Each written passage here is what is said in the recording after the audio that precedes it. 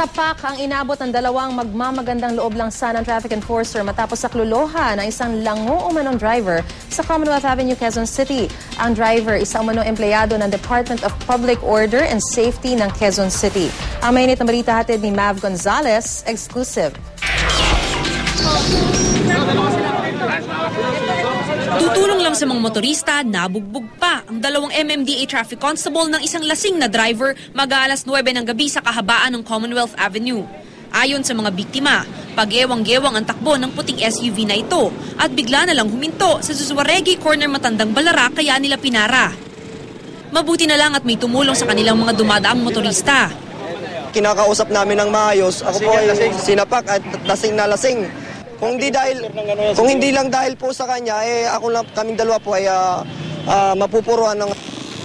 Hinarangan ng mga dumadaang motorsiklo ang sasakyan ng sospek para di na ito makatakas.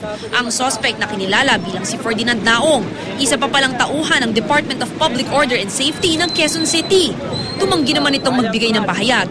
Ayon sa saksing tumulong sa mga traffic constable, nagmamayabang pa umano ang driver ng SUV nang bumaba ng sasakyan. Kaya rinawat namin pang problema na pinagmumura na kami. Kaya ginawa namin, ikinarga namin sa sakyan niya mismo na adventure, tapos kinuha kami susi para hindi na siya makatakas kasi lasing, baka makadisgrasya pa ng iba eh. Maaaring kasuhan ng direct assault ang driver. Mav Gonzalez, GMA News.